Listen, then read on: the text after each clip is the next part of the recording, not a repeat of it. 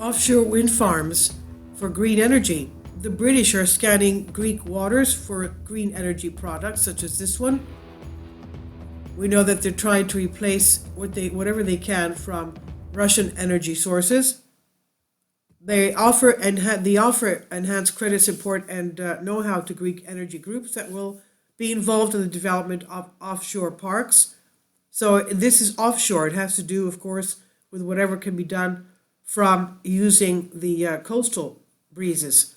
The British interest in the offshore wind farm industry remains strong, and the largest European power in the development of offshore wind farms intends to offer know-how and support to any investment initiative going ahead with Greek waters, exactly a year after the event of the British Embassy under the Ambassador Kate Smith for the opportunities of a Greek-British cooperation in marine wind energy. The new ambassador, Matthew Lotz, hosted a few days ago representatives of Greek energy firms and of the four Greek systemic banks. And as a market executive who attended the meeting told the news, British once again expressed their intention to help and pace the Greek offshore wind farm market, as it's a very large-scale investment. And what's in exchange? Given that the world of investment, nothing is given for free, the British offer enhanced credit support and know-how, provided that part of the park equipment comes from British companies.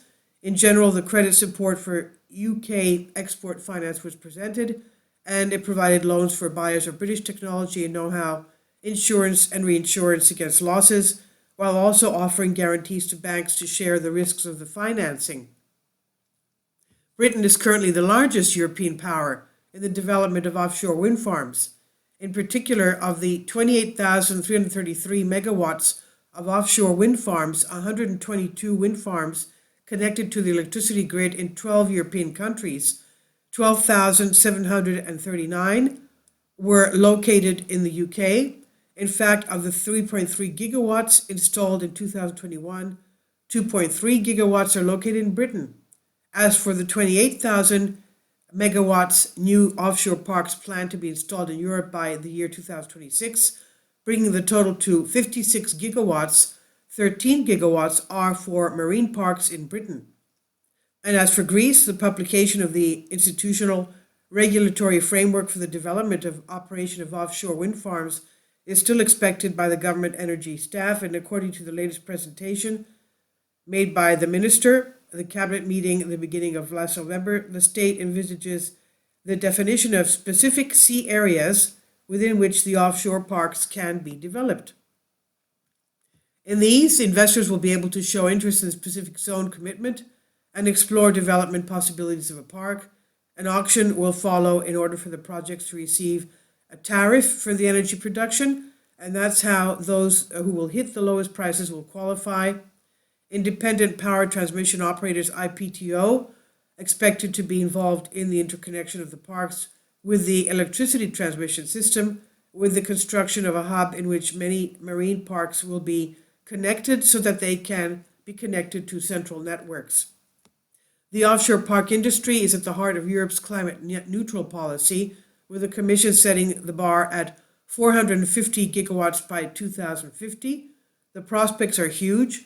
Global offshore wind power is growing by 30% every year over the last decade. It's estimated that the current capacity of about 33.9 gigawatts currently in operation is expected to be reached by 2030. According to the International Renewable Energy Organization, IRENA, the upward trend will continue, reaching 1,000 gigawatts in 2050. So this is going to be in the Aegean Sea. As we know, Greece does not have any nuclear power plants because of the fact that Greece is such an earthquake-prone country. And this is from a Greek article in in.Greece, and please leave your comments. Thank you for your support. Kindly support my Patreon account. The daily posts are 5 videos daily, and they are totally different from what I have on my YouTube channel. Thank you so much for your support and that you find all my content so interesting. You'll find the Patreon account details in the description box below.